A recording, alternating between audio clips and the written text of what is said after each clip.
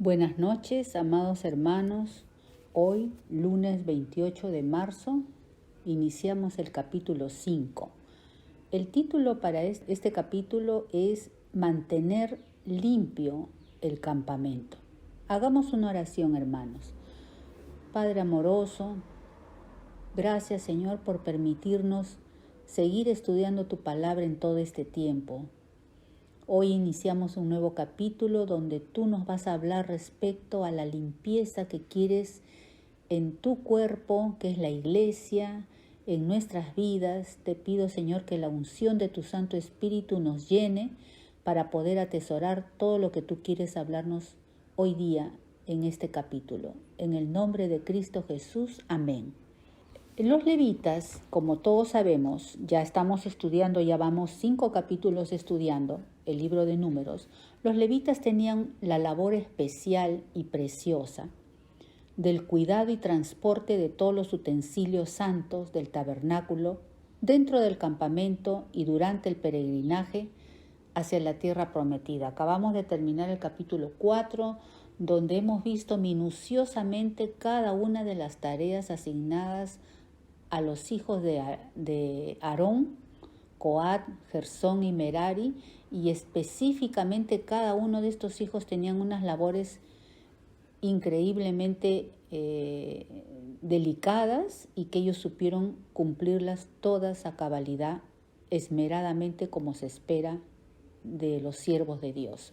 Amén.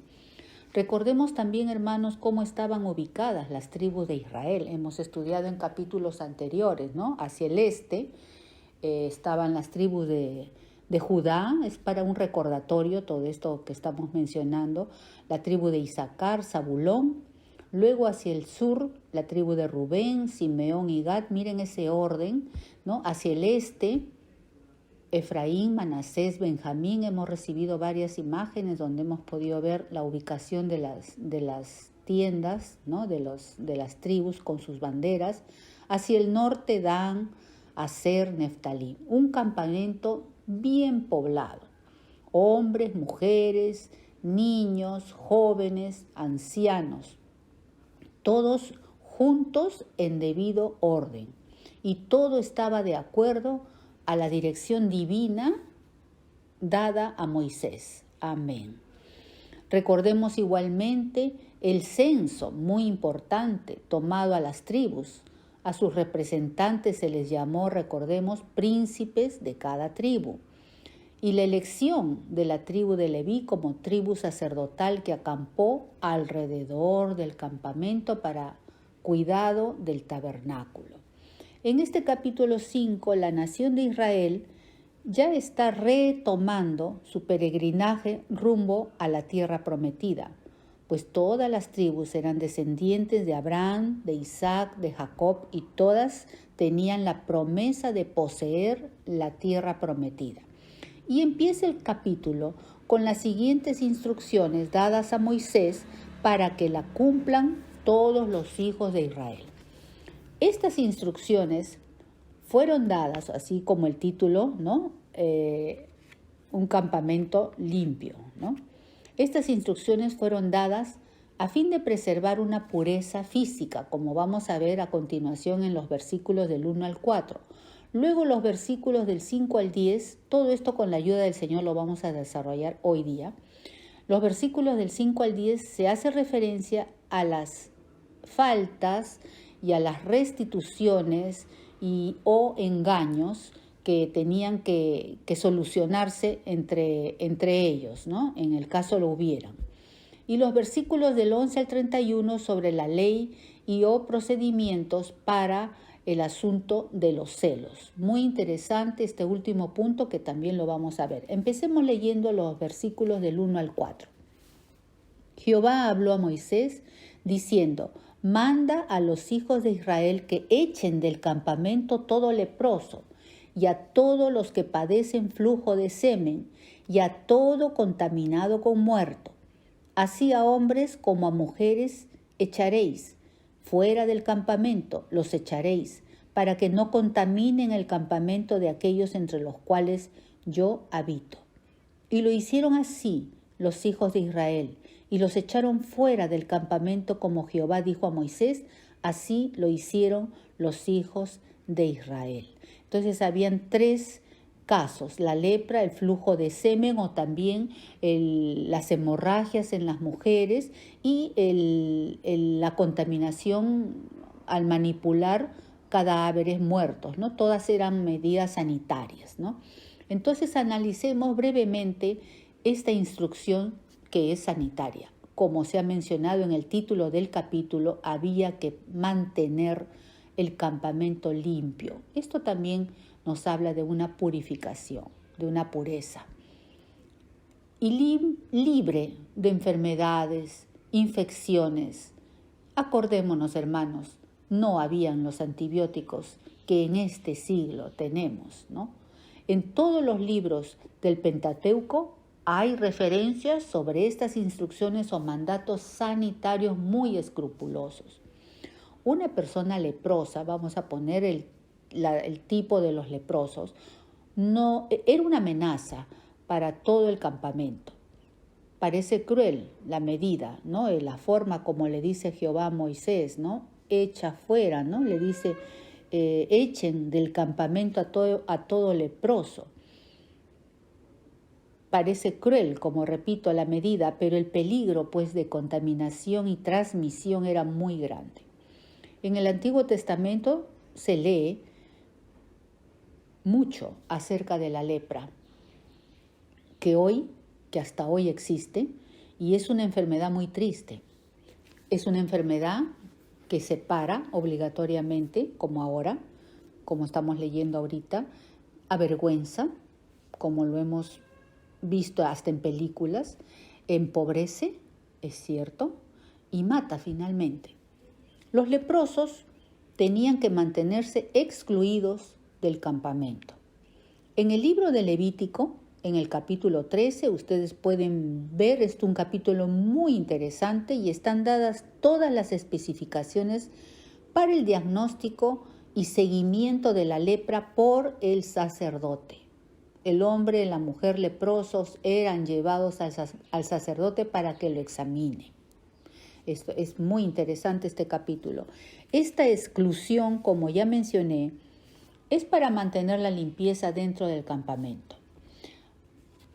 La lepra, hermanos, sabemos que es una ilustración del pecado en una forma muy, muy clara. Cualquier lesión, erupción que provenía del interior del cuerpo, de la carne del ser humano, ya sea por un virus, por una bacteria, un parásito u otra causa, nos habla que la enfermedad ha brotado. Entonces está activa y que habrá contaminación si no se controla. Podían llegarse a situaciones gravísimas si no se cortaba la convivencia con aquellas personas. De ahí la directiva y el mandato de Jehová a Moisés. Entendamos pues, hermanos, esta medida sanitaria exigente, pero muy necesaria. Todavía no ha concluido. En nuestro tiempo, volviendo a nuestro tiempo actual, no hemos concluido todavía y no hemos dejado de sufrir esta pandemia que nos ha azotado durante más de 2 años. Donde se acuerdan, y hasta ahora lo vivimos, hemos tenido que acatar diversas medidas sanitarias.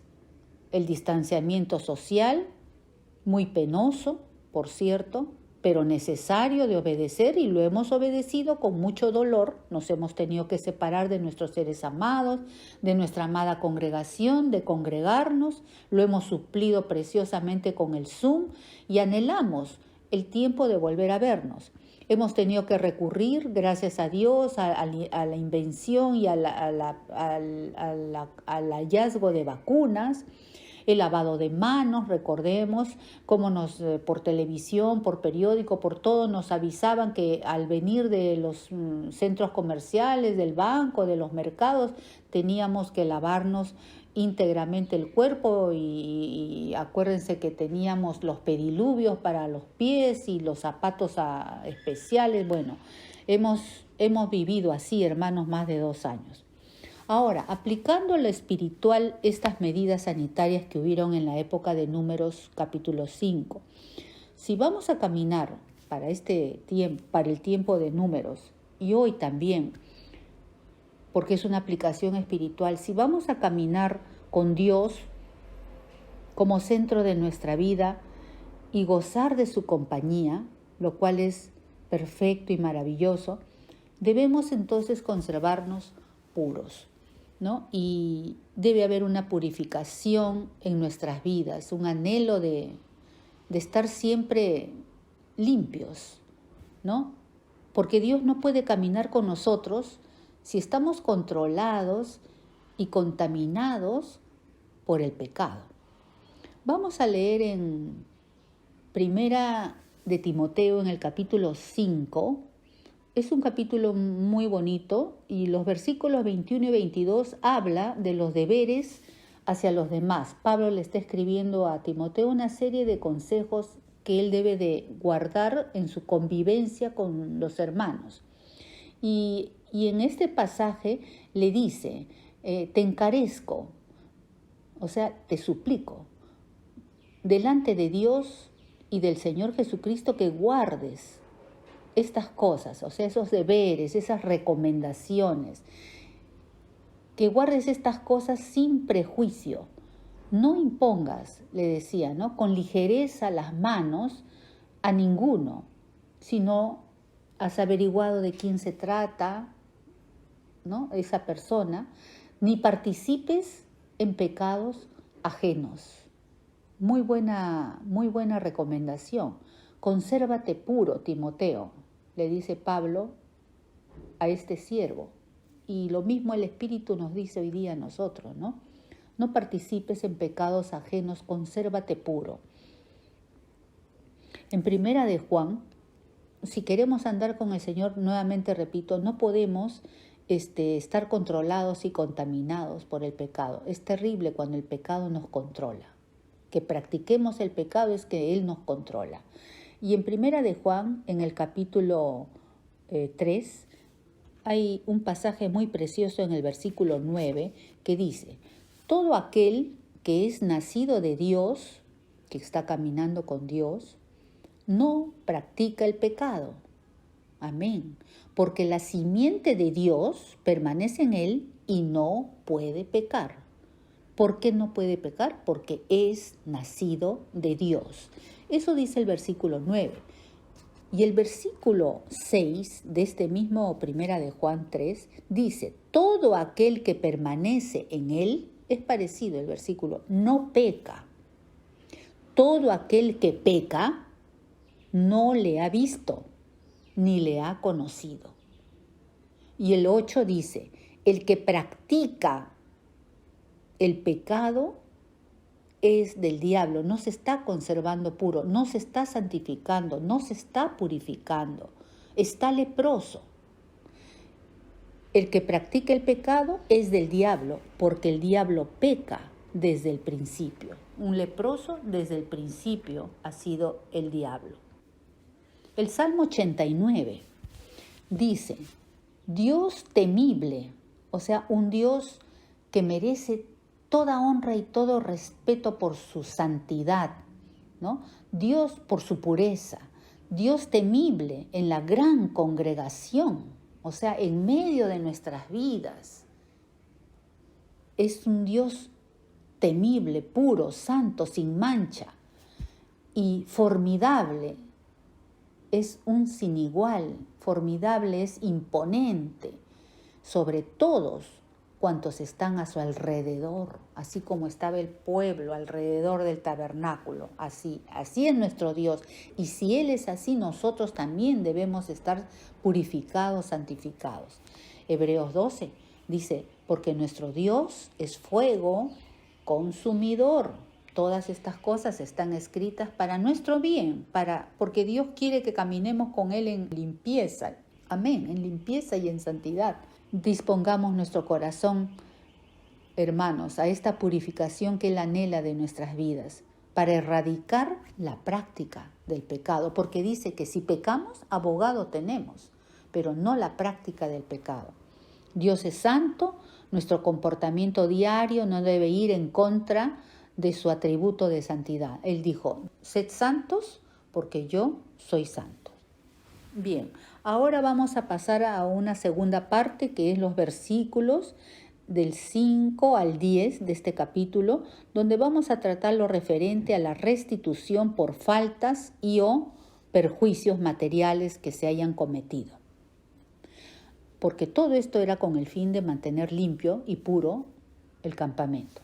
Además habló Jehová a Moisés diciendo, di a los hijos de Israel, el hombre o la mujer que cometiere alguno de todos los pecados con que los hombres prevarican contra Jehová y delinquen, aquella persona confesará el pecado que cometió y compensará enteramente el daño y añadirá sobre ello la quinta parte y lo dará a aquel contra quien pecó. Y si aquel hombre no tuviere pariente al cual sea resarcido el daño, se dará la indemnización del agravio a Jehová entregándola al sacerdote, además del carnero de las expiaciones con el cual hará expiación por él. Toda ofrenda de todas las cosas santas que los hijos de Israel presentaren al sacerdote, suya será. Y lo santificado de cualquiera será suyo. Asimismo, lo que cualquiera diere al sacerdote, suyo será. Amén.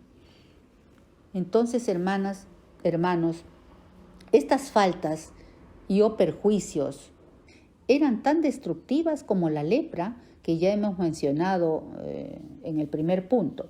Los sanos, porque acá no estaban leprosos, ni con flujo de semen, ni con hemorragias, ni con contaminación de muerto. Acá los sanos también pueden ser peligrosamente dañinos si actúan de forma incorrecta e inmoral contra su prójimo.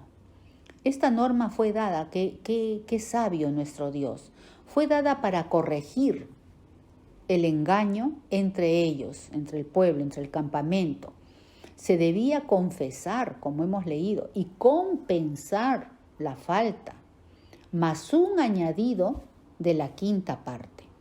Podemos apreciar, hermanos, acá a Dios justo, un Dios justo. ¿Con quién? Con el infractor. Y un Dios misericordioso con el inocente, con el agraviado. Los que infringen los mandamientos y enseñanzas divinas acarrean, ya lo sabemos, acarrean juicio, acarrean mal y contaminación hasta que no corrijan su falta. Ellos son desleales mientras que están cometiendo estas faltas, mientras que no restituyen, mientras que no confiesan, son desleales, son engañadores, son pérfidos, ¿no? Y aunque los demás no se percaten del daño, de lo que estén haciendo, ha sido visible y audible para nuestro Dios, que es omnisciente, que todo lo ve y todo lo sabe. Y hermanos, hay un juicio para esas vidas. Si no, lean ustedes el Salmo 32.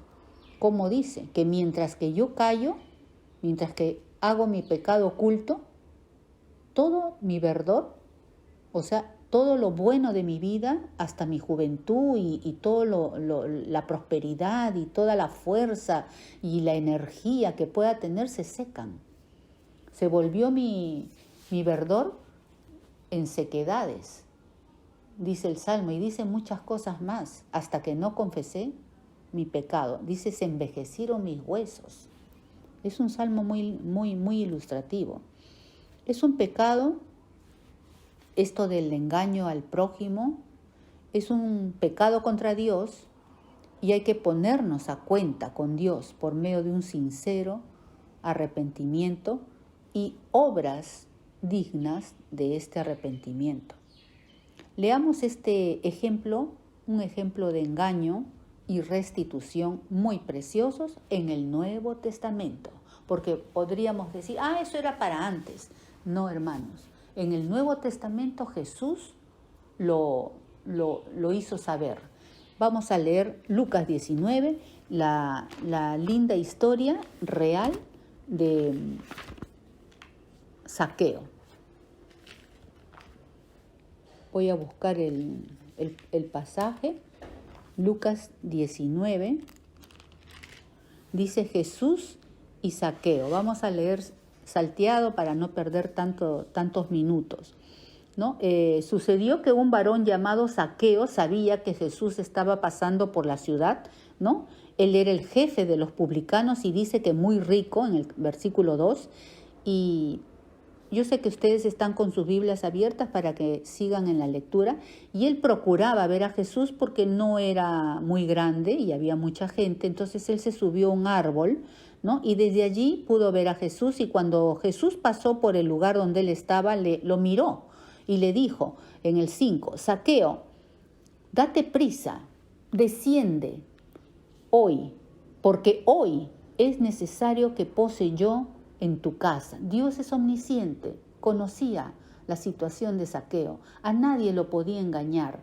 Entonces él descendió a prisa. Miren ese corazón ya dispuesto de Zaqueo, que así encontremos vidas que están enredadas en pecados y que con solo nuestra presencia, porque no es la nuestra, sino es la vida de Dios, ellos puedan tener esa disposición como Zaqueo para que sean libres de su práctica de pecado.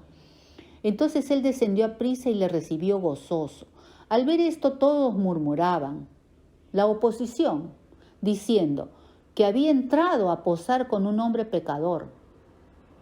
Entonces Zaqueo, puesto en pie, dijo al Señor, he aquí, Señor, la mitad de mis bienes doy a los pobres, y si en algo he defraudado a alguno, cumpliendo todo lo de número 5, se lo devuelvo cuadruplicado.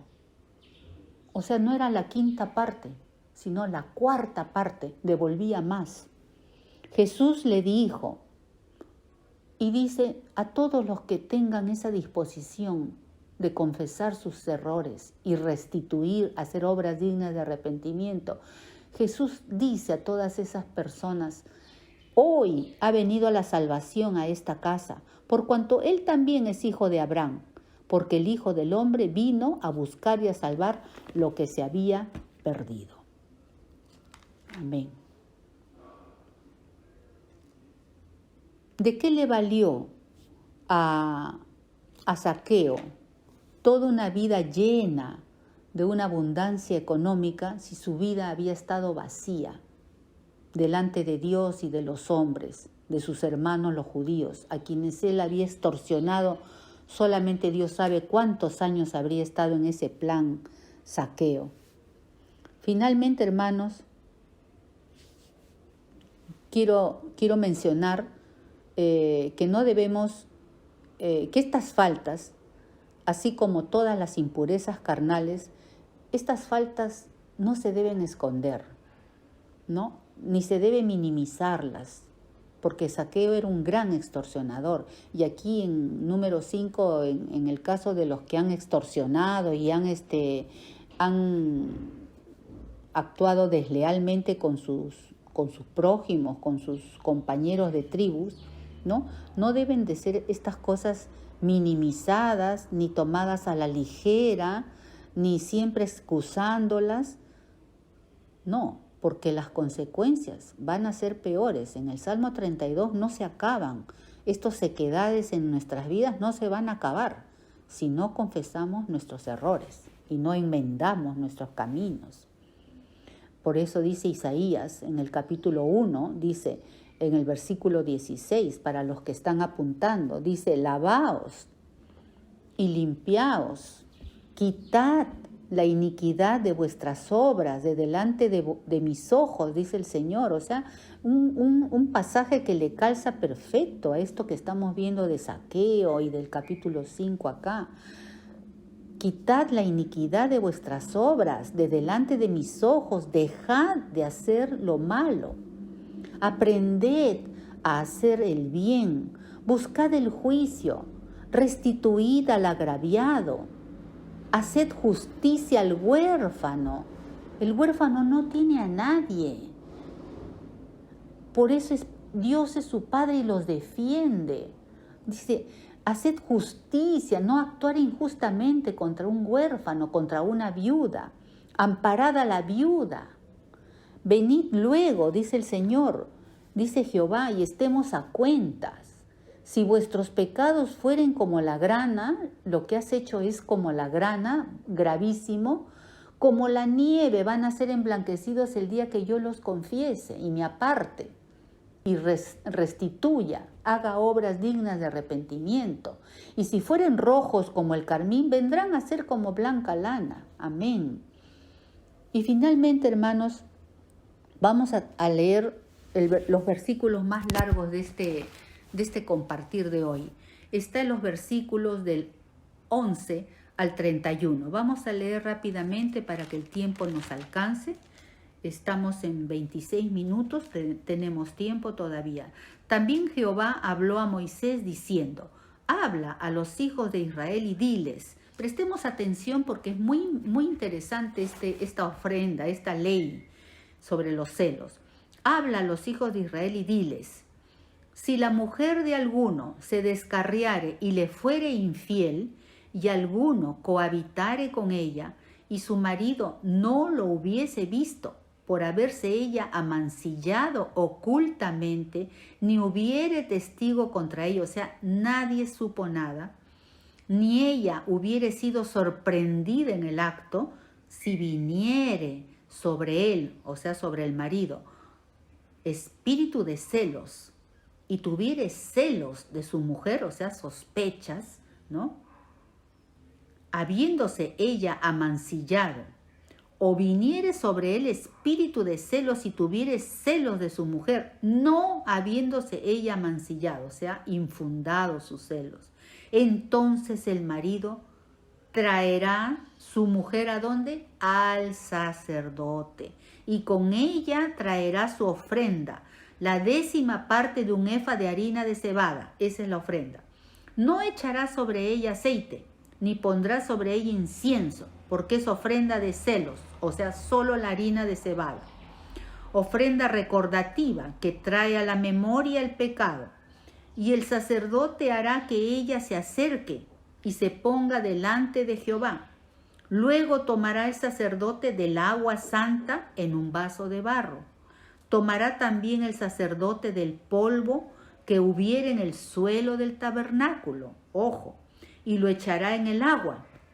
Y hará el sacerdote estar en pie a la mujer delante de Jehová, y descubrirá la cabeza de la mujer, y pondrá sobre sus manos la ofrenda recordativa, o sea, en las manos de la mujer la harina de cebada, que es la ofrenda de celos.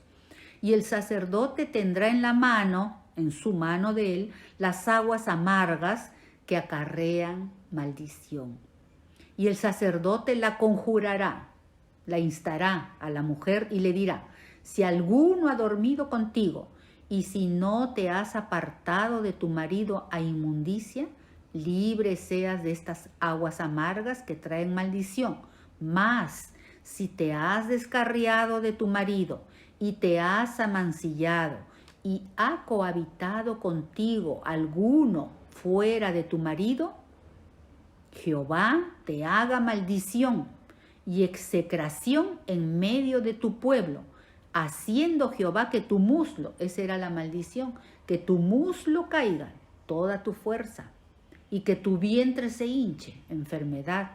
Y estas aguas que dan maldición entren en tus entrañas y hagan a hinchar tu vientre y caer tu muslo. Y la mujer dirá, amén, amén. El sacerdote escribirá estas maldiciones en un libro y las borrará con las aguas amargas, y dará a beber a la mujer las aguas amargas que traen maldición, y las aguas que obran maldición entrarán en ella para amargar. Después el sacerdote tomará de la mano de la mujer la ofrenda de los celos. Esto ya es el hacer, el rito, ¿no? Y la mecerá delante de Jehová y la ofrecerá delante del altar. Y tomará el sacerdote un puñado de la ofrenda en memoria de ella y lo quemará sobre el altar, y después dará a beber las aguas a la mujer. Le dará pues a beber las aguas. Y si fuera inmunda y hubiere sido infiel a su marido, las aguas que obran maldición entrarán en ella para amargar, y su vientre se hinchará y caerá su muslo, y la mujer será maldición en medio de su pueblo. Todos verán y será notorio su pecado. Mas si la mujer no fuera inmunda, sino que estuviere limpia, ella será libre y ¿qué más? Será fecunda. Esta es la ley de los celos, cuando la mujer cometiera infidelidad contra su marido y se amancillare, o del marido sobre el cual pasare espíritu de celos y tuviere celos de su mujer, la presentará entonces delante de Jehová y el sacerdote ejecutará en ella toda esta ley. El hombre será libre de iniquidad y la mujer llevará su pecado. Amén. Entonces es para el caso cuando una esposa fuere, una posibilidad, fuere infiel a su marido en secreto, sería un adulterio. Y por tanto, si fuese cierto, la desobediencia es al 7º mandamiento, ¿no? No adulterarás, que fue dada en Sinaí, recordemos, ¿no? Entonces, se aplica esta norma si hay evidencias. Y si hubiese un espíritu de celos en el marido, era un síntoma de que algo no estaba bien en su matrimonio. Entonces la mujer, lo mejor sería cortar por lo sano, ¿no? Traerla al sacerdote y arreglar este asunto conforme a la ley de los celos, ¿no? Las relaciones humanas en el matrimonio específicamente, que están estropeadas, fueron en esa época y actualmente son un tema muy sensible, pues debemos procurar dentro de nuestro matrimonio un comportamiento intachable, ¿no? Dentro de la sociedad en la que vivimos, los casados deben mantener un comportamiento intachable, hermanos. Eso es lo que Dios espera, ¿no? Pero vemos otras cosas. Israel había recibido una ley. Las creencias y comportamientos deben ser congruentes. Si somos cristianos, debemos acatar lo que Dios nos ha unido, a los que nos ha unido en matrimonio. Debe haber una conducta intachable sin estropear esta relación. La fe que podamos tener como creyentes produce este buen comportamiento, hermanos, el deseo de no fallarle a Dios, como hemos visto en el primer punto, la purificación. Se ofrecía, hemos visto, una ofrenda por los celos ante el sacerdote para proteger a la mujer de que el marido desconfiado y celoso que está sintiendo ese espíritu de celos pudiera tomar la justicia por sus manos. No se permitía eso, ¿no? No vaya a ser que esté equivocada. Ahí el sacerdote la conjuraba a la mujer para que hable, para que confiese, ¿no?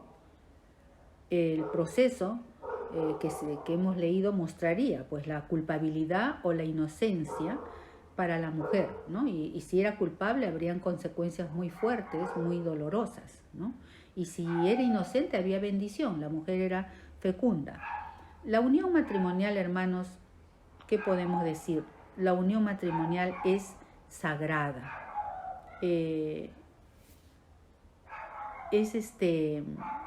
No se puede tomar a la ligera, ¿no? Y hay una pregunta que yo sé que nos estamos haciendo.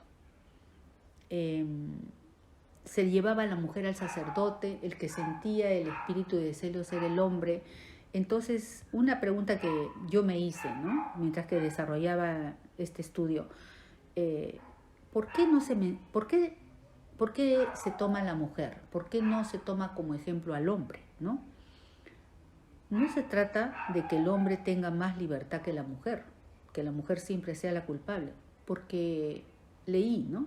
Y lo he comprobado. Hay pasajes en Levítico, en Deuteronomio, donde se lapidan a hombres y a mujeres, ambos igualmente, sorprendidos en adulterio. Entonces, no es que se haga acepción de personas y que a la mujer se le ponga como siempre la culpable, no es así. El hombre también puede ser el culpable o inocente. Y como hablábamos de la unión matrimonial, no debe ser tomada a la ligera. El matrimonio es sagrado, ¿no?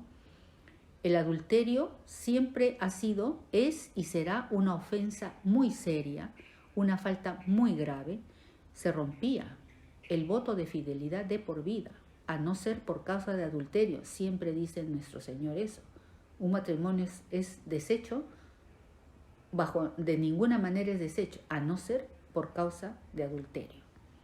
Leamos, hermanos, unos pasajes que nos recuerdan la santidad, la honra y la pureza que debe de haber dentro de la unión matrimonial, a fin de que no se presenten estos espíritus de celos y que tengamos que pagar consecuencias, ¿no? Que no haya eso entre creyentes, entre los hijos de Dios que están en matrimonio.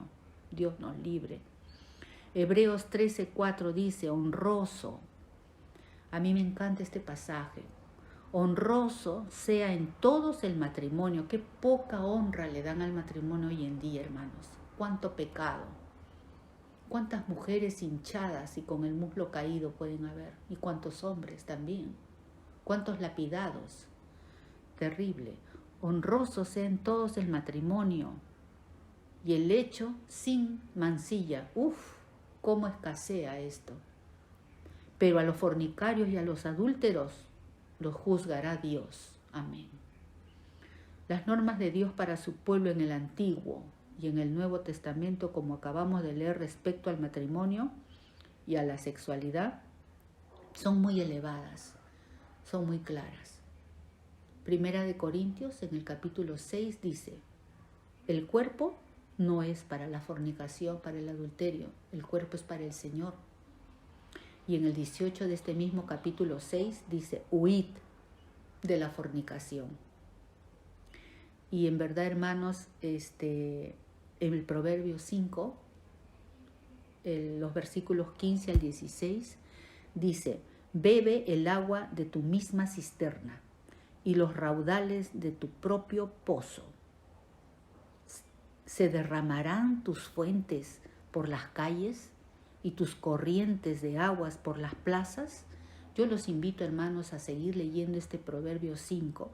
Dice, sean para ti solo y las caricias de tu cónyuge te satisfagan en todo tiempo y en su amor recréate siempre, ¿no? Desde la juventud hasta la ancianidad.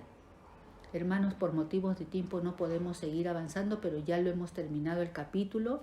Que el Señor los bendiga. Yo les invito a leerlo para que pueda estar grabado en nuestros corazones. Es un capítulo muy claro que nos habla sobre la limpieza y la pureza dentro de nuestras convivencias hoy en día y en época de números dentro del campamento. Que Dios los bendiga, hermanos. Vamos a entonar este canto que nos va a ayudar bastante.